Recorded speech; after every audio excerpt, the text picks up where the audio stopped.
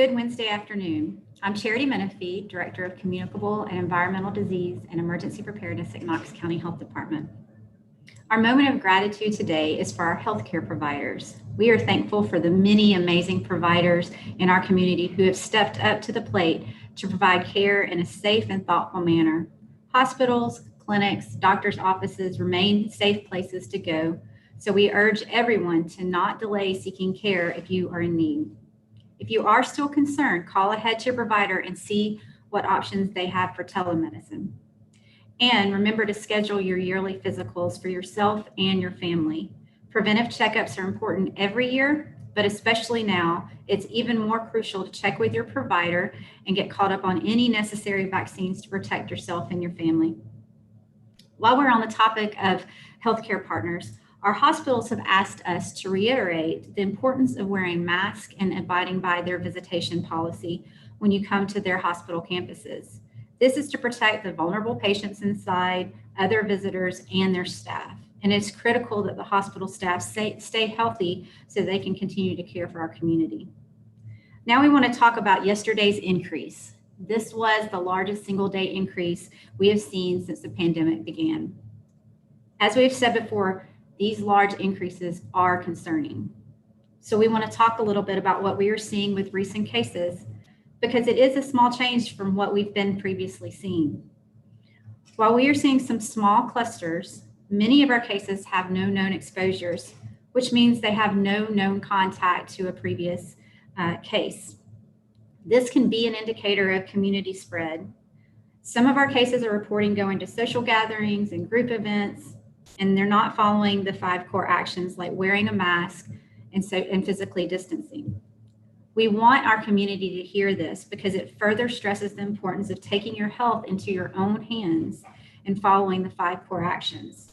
These actions alone won't completely eradicate COVID-19 from our community, but they will help to slow the spread.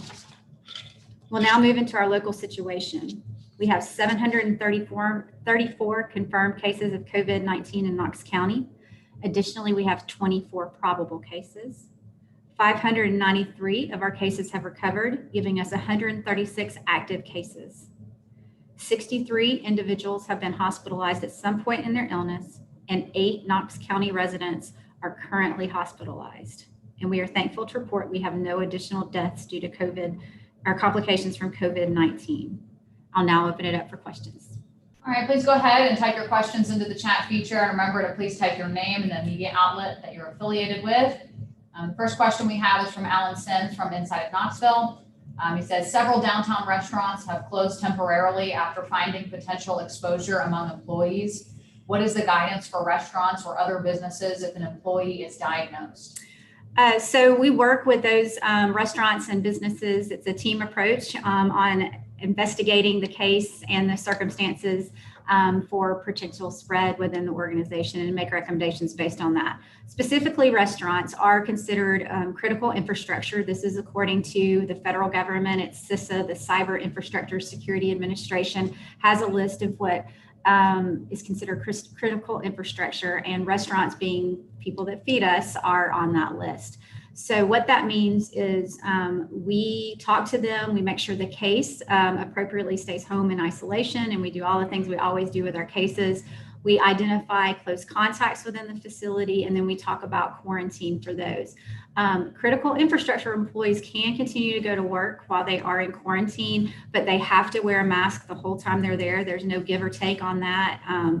No matter if you're social distancing or not, you have to wear a mask. You have to have your symptoms monitored frequently and actively checked and screened for symptoms. And they have to notify us if they develop any symptoms, and then they would have to stay home because they would be treated like a probable case. And we do the whole process we've talked about before. But it's definitely a discussion with the business. The business may choose to close if they feel like that's what's in best interest for them and their employees. And we completely support them if they choose to do that. Others will stay open following those guidelines. We also make sure that our environmental team is involved with that as well, and they talk with the facilities to make sure they're following the guidelines and do what we call an environmental assessment with them. And his follow-up question is it different if they are exposed but awaiting test results? As we've talked about before, quarantine for exposures to cases, it doesn't really matter what your test results are. There's still that 2-week window. And so even critical infrastructure employees that are allowed to go to work are still quarantined from all other activities. So they can be at home or work for critical infrastructure. And that time frame stays the same no matter what. So even if you get tested and those test results were to come back negative, you still have to follow the quarantine guidelines, because as we've talked about before, you can develop or you can become positive at any time during that 2-week window. From Megan with WVLT, she says this question comes from a viewer. Can COVID-19 be spread through secondhand smoke? And if so, how far?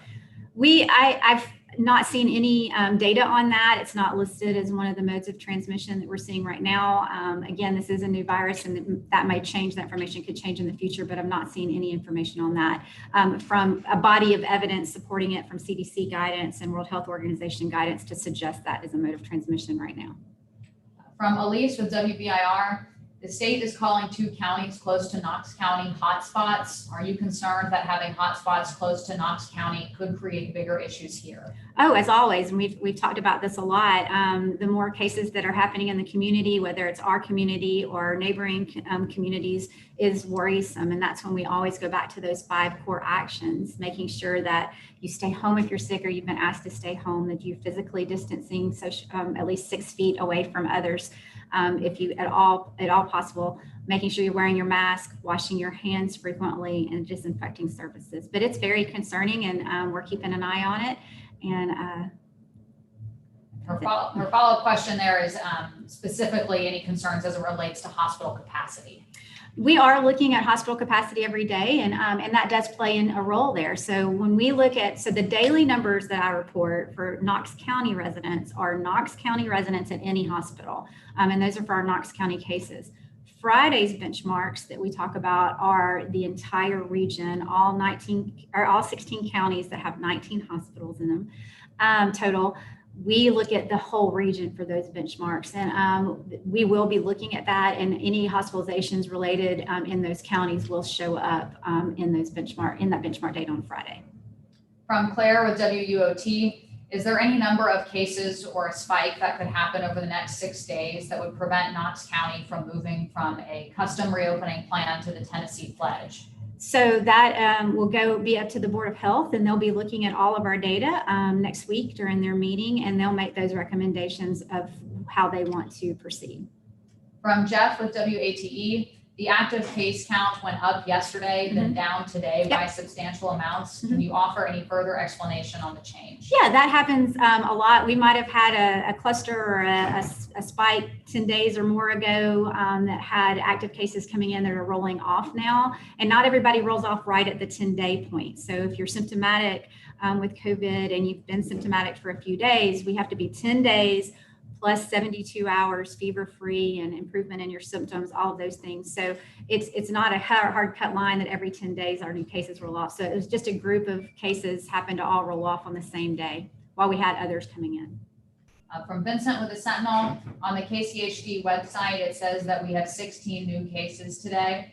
Can you clarify what you meant when you said this was the largest daily increase we had seen? That was yesterday's, was the largest daily increase. So it was, I believe, 36 cases yesterday. That was what I was referring to. And then this question is, how many new cases have we seen today? And today's the number that's on the website today. From WBIR, Elise asks, the cases listed as hospitalized are just those who have Knox County addresses, correct? For the daily report and up in the metrics, when you look at the blocks at the top of the website that have our daily case numbers and all of those things, those are just Knox County residents, people with a Knox County address. And they can be in any hospital. They can be in a Knox County hospital, or they can be in a hospital somewhere else. But it's Knox County residents. The benchmarks on Friday are what has the full region picture. Also from Elise with WBIR, the most recent benchmark says that regional ICU beds are at 90% capacity. Is that normal or concerning? That's actually pretty normal. Our hospitals do a fabulous job, and we're seeing more and more patients going back and getting checked and following up with surgeries and all the things that they had maybe been putting off. But about a 90% capacity is normal for our hospitals, critical care systems, and they have plans in place to be able to, decompress or pull out more patients like they've demonstrated before if the COVID numbers were to start impacting their traditional care capabilities. From Megan with WBLT, is 8 the highest number of hospitalizations reported so far in Knox County?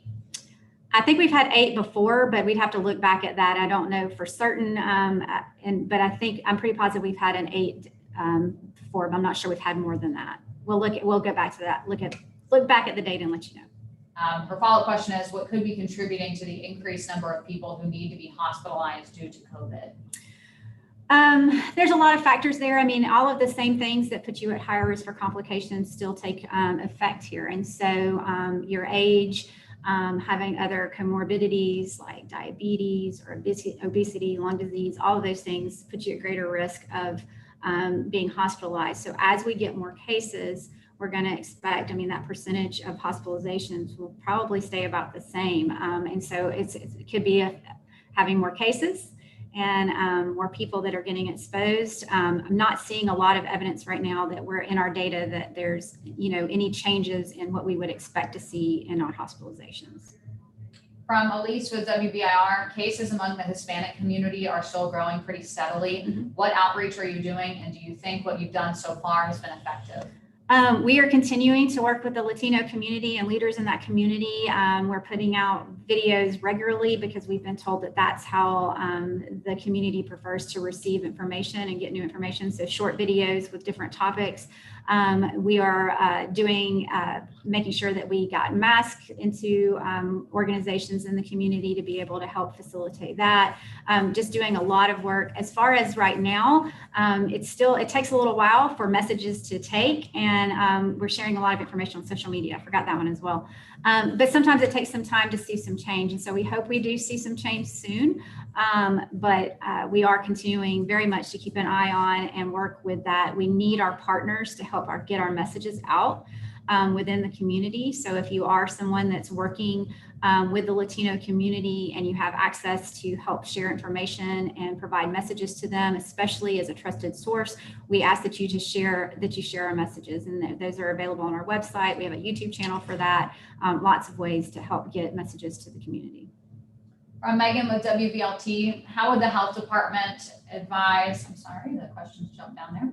How would the health department advise Knox County residents who are considering traveling to Sevier County as cases there continue to grow? Be careful. And that we have community spread here as well, but wherever you're going, again, and I know it sounds repetitive and I know it's probably frustrating for people to hear, but we know there's plenty of evidence at this point to document that those 5 core actions we talk about all the time help reduce the spread of this disease, and they help protect you.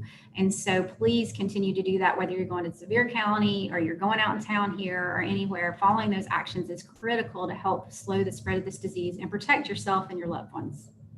From Vincent with the Sentinel, according to state data, the largest increase was 37 on Monday. You've just said the largest increase was 36 yesterday. Was a Monday case transferred out of the county today? Probably. So our case numbers are the ones we've talked about this previously. All the data goes into the state, and then for the reportable diseases based on their county, and then through our investigations, we find out if there are case or they're not, all of those different things. There also could be a timing difference. So one of their cases that were counted on yesterday, maybe in our count today, or could have been in the day prior to that. It just all, there's a lot of different things, but we're confident in the numbers that we're providing to you each day. So 36 was our number for yesterday. From Jeff with WATE, have we seen any cases at the county detention facility? We have not at this time. From Elise with WBIR, we're hearing from a lot of people who are concerned about someone working at a grocery store or restaurant testing positive. If someone hears about that happening and shopped at that store or ate at that restaurant, what should they do? Let's talk about, again, what it means and what the main mode of transmission for this virus is: close personal contact. So within definition of 6 feet for more than 10 minutes. So generally we're not saying, and we're truly when we talk to cases, and that have known exposures. It's not those quick contacts. It's really that close contact, talking, laughing, social gatherings where you're spending a lot of time with each other. That's really the risk. So not so much checking out at a restaurant or brief interactions in a business, that type of thing. Again, doing all the things that you can do as much as possible to protect yourself will go a long way as well.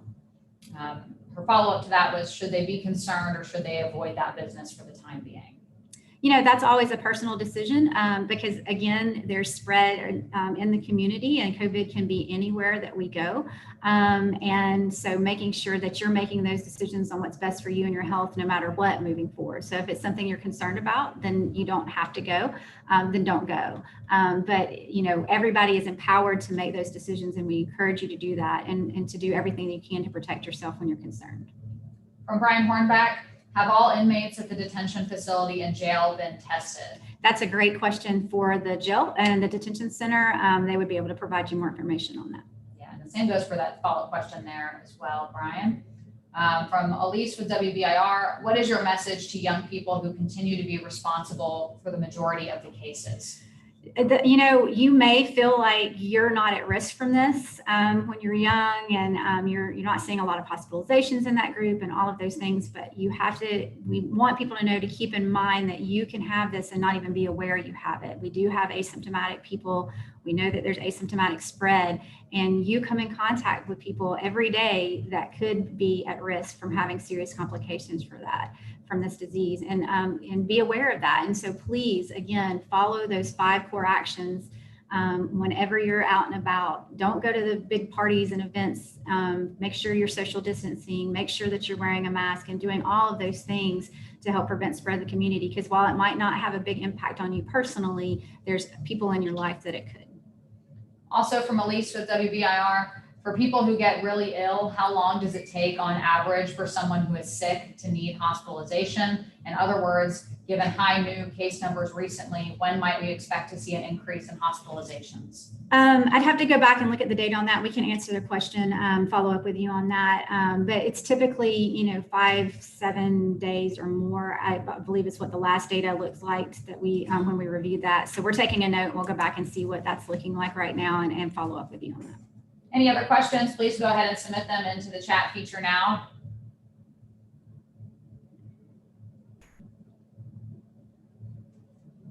All right, I'm not seeing any other questions come in, so thank you all for joining us today, and we'll be back with another media briefing on Friday at the same time. Have a good rest of your day.